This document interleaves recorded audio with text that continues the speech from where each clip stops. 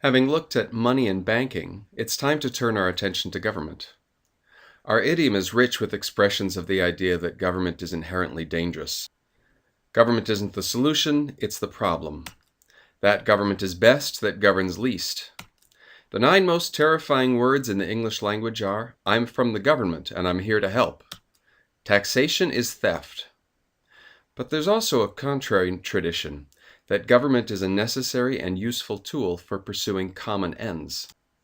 Several states in the U.S. carry the formal title of Commonwealth rather than state, suggesting a political entity meant to pursue the good of all.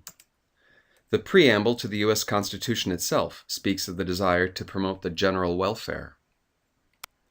Behind the slogans, there's the question of what the proper role of government is. At one end of the spectrum, there's the idea of the night watchman state, police to keep order domestically, the military to protect from foreign attack, and courts to settle disputes and try criminals. Other than that, let markets and voluntary associations figure it out. Other people advocate the night watchman state plus some economic infrastructure. Roads, ports, lighthouses. In the modern world, we generally take for granted that the state will go even further than that and provide grade school education, but for a long time that wasn't assumed to be the government's job. Another possibility is for the state to oversee retirement pensions and possibly health insurance or even the provision of healthcare itself. The former Soviet Union went much further still and had the state try to coordinate practically all aspects of the economy through central planning. That didn't work terribly well. People sometimes look to economics for answers to these questions of how big government should be and what role it should play. But here's the thing. Economics can't give definitive answers to those questions. It has some tools for positive analysis, models that can help us think through what is likely to happen if we follow one path or another. But it can't tell us which path to follow, because that's a normative question. The proper size and role of government is a political question to which economics cannot supply a correct answer. Note that even within a particular conception of government, such as the night watchman state, there can be disagreement as to the proper extent and the operational details of that role. Our police forces have become militarized over the last 40 years with the proliferation of heavily armed SWAT teams and riot police. Is this a useful development for better protecting the public from crime? Is it expensive overreach that increases the power of the state too much for any good it brings? Our military budget accounts for about 1/2 of all the military spending in the world, while our population is less than 1/20th of global population. Is this an appropriate level of expenditure to protect national security in a turbulent world? Is it too much, inviting the use of military capacity because we have it, leading to further instability? Again, economics can help us analyze the likely consequences of these choices, but can't tell us which path is the right one. These considerations have focused on the state's role from a policy perspective, but there's also a more inherently economic way of thinking about it. Recall the value spectrum from Chapter 7. The middle had goods and services where exchange value was linked to the eventual transformation of the good into something that has use value. That was the realm where markets and money work pretty well. To the left is the zone of financial bubbles, where things start to have exchange value that is untethered to any possible use value. To the right is the zone where exchange value fades away, but use value persists. The things in this zone won't happen on their own, because doing them doesn't get you any exchange value. This helps give us an economic perspective on the realm of potential government action. Government should specialize in those things that produce use value, but no exchange value. Which is all well and good, except that this puts government in a tricky position. It's supposed to perform those tasks which are useful but that don't lead to the creation of exchange value. But to carry those tasks out, it needs some claims of its own on exchange value. It has employees who need to be paid, things that need to be bought. In other words, government can't run itself like a business. It can't simply arrange for the things it does to pay their own way. What if the state decided to pay its way by simply printing money as needed? Can't the state create money out of thin air? It can, but only to an extent.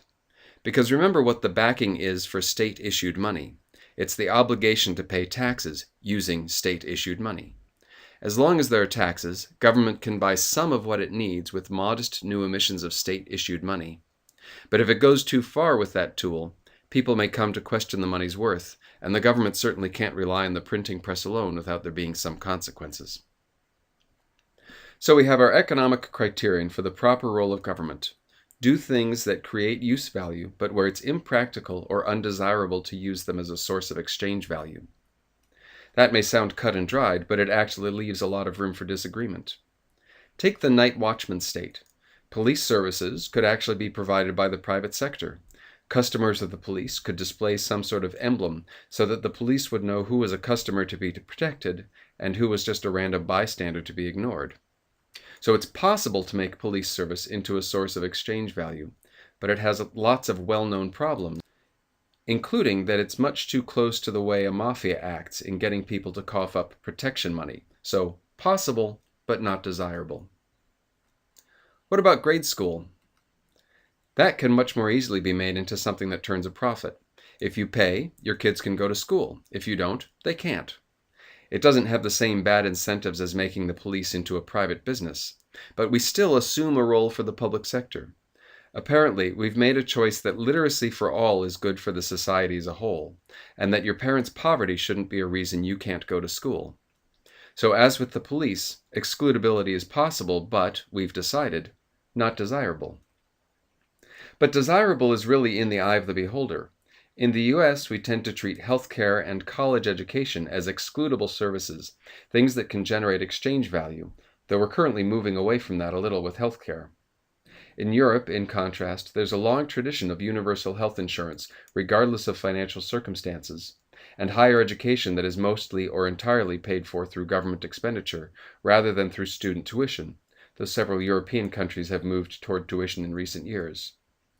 European societies made the judgment that excludability from health insurance and university was possible, but not particularly desirable, and so those things were far more a concern of government than they have been in the US.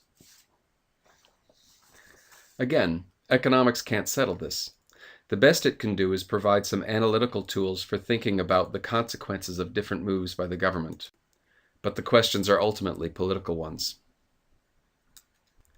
So there's an overview of ways of thinking about what government's role should be. What's left is to look at the different types of taxes, the question of who pays them, and the major categories of government expenditure. This will cover personal income taxes, capital gains taxes, payroll taxes, sales taxes, property taxes, corporate income taxes, and the inheritance tax.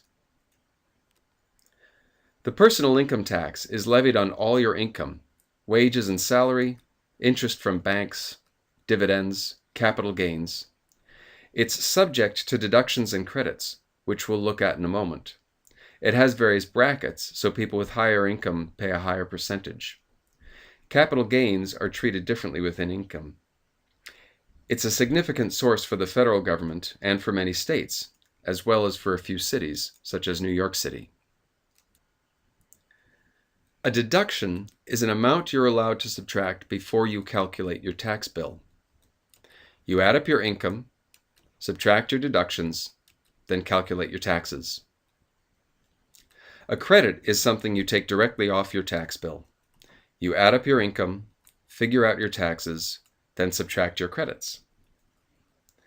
This means that a $1,000 credit is more valuable to you than a $1,000 deduction. The credit saves you $1,000. The deduction saves you some percentage of $1,000, with the exact amount depending on your tax rate. That, in turn, means that a deduction saves you more money the higher a tax rate you're paying. The payroll tax is a tax levied only on wages and salary, not on interest income, stock dividends, or capital gains. It's the exclusive source of funding for Social Security. Employer and employee each pay 6.2% of the salary, although for a couple of years recently, the employee part was reduced to 4.2%. There's also no Social Security tax on earnings over $110,000, although this cap gets adjusted up yearly with inflation. It's also a major source of funding for Medicare. The employer and the employee each pay 1.45% of the salary. Unlike Social Security, there's no cap. You pay 1 4/45% on your whole amount of wages or salary. The capital gains tax is a particular kind of income tax. A capital gain is the profit from selling an asset for more than what you paid. Let's say in February of 2010, you bought 1,000 shares of Microsoft stock at $25.94 per share, so you spent $25,940. Then in October 2012, you sold those shares for $28.98 per share, realizing $28,980. The difference, $3,040, is your capital gain. Capital gains are taxed at lower levels than the highest personal income tax brackets.